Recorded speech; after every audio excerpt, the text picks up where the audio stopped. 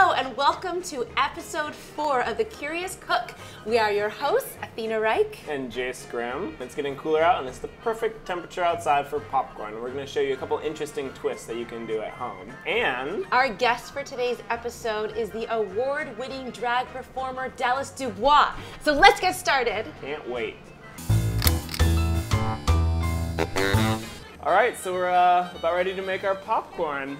Athena? I'm so excited. Let's have a pop-off. Pop-off! Roar! All right, so we're both gonna start the same way, turning our heat on to medium-high. Then we're gonna add 1/4 cup of grapeseed oil. Who doesn't like popcorn, Jase? That's what I want to know. Nobody doesn't like popcorn. And to this grapeseed oil, I'm gonna add 3 or 4 popcorn kernels. That'll be my testers. And once those guys pop, you'll know that the oil's hot enough and you can add the rest. Blue popcorn, is it natural or is this like a genetically modified food? No, it's a natural popcorn. In fact, that's probably closer to the original type of corn grown in the United States by the Native Americans, much more so than the field corn and the sweet corn that we have today. I wonder if they made popcorn, the Native Americans. God, I hope so. So this is making popcorn the old school way. No air pop, no microwave bags, just fat and popcorn and heat. The thing is those microwave bags have weird plastic chemicals. They're not healthy for you at all. So this is just go back to the old school way making popcorn. I'm into it. And I use grapeseed oil because it has a really high smoke point and a very neutral flavor, and that's gonna let these other flavors that we're using shine. So now we're gonna add the rest of the popcorn. There it goes. And to my kettle corn, I'm gonna add 1/4 cup of white sugar. And then shake. Shake. And the way you know that your popcorn's done is once the pops get every 3-4 seconds in between, then you can take it off the heat and that'll keep your popcorn from burning. You're winning the pop-off! I'm winning the pop-off! Well, my major in college was Native Studies for 2 years. All right, so now our popcorn's done. Let's take it off the heat and bring it over to our staging area for the final addition. This is the fun part. It's almost as fun as eating it. That's true. Not as fun. All right, so. Wow, is that the caramelized sugar? Yeah, that sugar's caramelized a little bit, gives it a little bit of nuttiness and some color. And what I'm gonna add to the kettle corn is 1 teaspoon of vanilla powder. You're gonna add your truffle butter. And with things with strong flavors like truffle butter or salt, you can add a little bit at first and then taste it, and then add more if you need to. Now, why are we using truffle butter as opposed to regular butter? We're using truffle butter because truffles make everything sumptuous and over the top and ridiculous. And I'm gonna add some Hawaiian black sea salt just for a little bit of color and some drama, and because it's fancy and we're cool like that. Yeah, and we're gay, so we like drama. Drama! I've never seen black salt. It's really just salt and charcoal. It doesn't come naturally like this, but charcoal is edible. You can eat charcoal. You can. In fact, some people eat it as a dietary supplement to purify the body. Wow. I know, right? So it's healthy. It is. Exactly. It's Good. healthy. And honestly, popcorn in itself is a pretty healthy treat. It's high in fiber. And this whole recipe is probably with 1/4 cup of oil and a little bit of maybe 100 or 200 calories per serving. It's really not bad. It's perfect. Awesome. You want to try this one? Yeah. I'm dying to try it. Mmm. Oh. So a little bit of salt, a little bit of sweet. Mm-hmm. Yeah? Yeah, it's perfect. Now that all of our butter and oil and salt and sugar is all in there, we can bowl it up. Is that a verb? Bowl? Bowl it up. I It think is so. now. 1, 2, 3.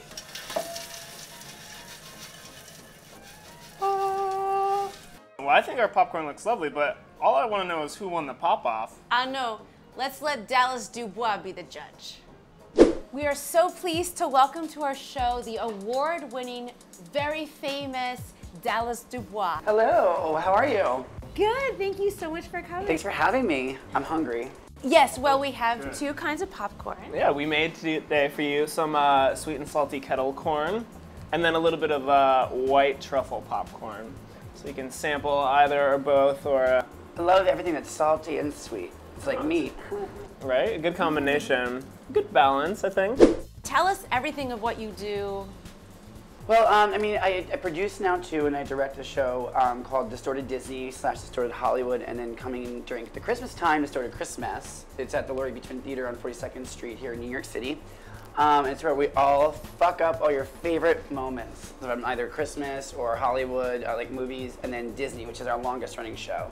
And to have 4 queens fuck up their favorite, most kind of innocent, what you would think is pure moments in Disney is like legit probably the best thing in the world. That's awesome. It's been really successful and I have a great time doing it. So you said you do all sorts of crazy things just to get a buck. What are some other funny jobs that you've worked? I mean, I know you've told me a couple of stories. One in particular that I like. Try not to talk with food in my mouth because I'm a lady today. Well, actually, after today, right now, later on, I have to go and do a bar mitzvah.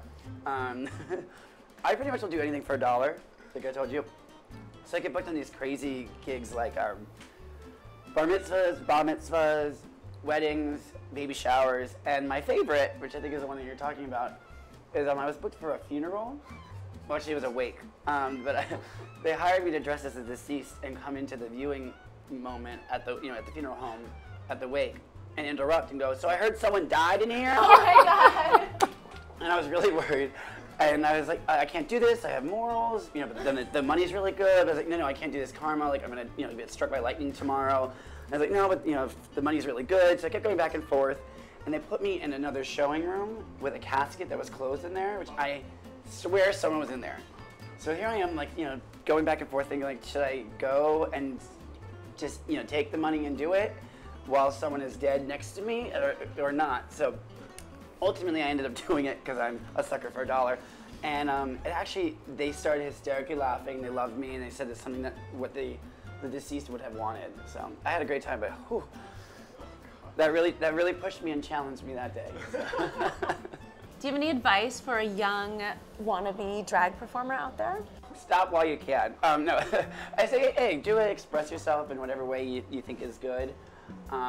It's in New York, at least, if you really want to do it professionally, it is hard. People don't really realize that it's a full-time day and night kind of job because you got to make your own outfits, you got to go shopping, you got to do your hair, you got to buy makeup, you got to practice your songs. It literally does not stop, which is why some of the queens, at least in New York that I met, are crazy because you live, eat, and breathe it. So it's sometimes just difficult to have a defining separation between your drag persona and who you really are. But have a good time, be who you are, explore, challenge yourself, and don't ever have any boundaries because that's, I think, what makes drag so amazing is that it's limitless.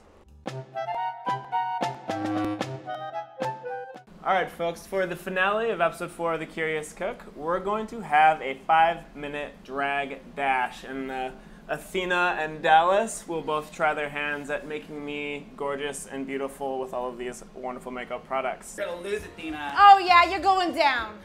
I'm nervous. All right, ready, set, makeup.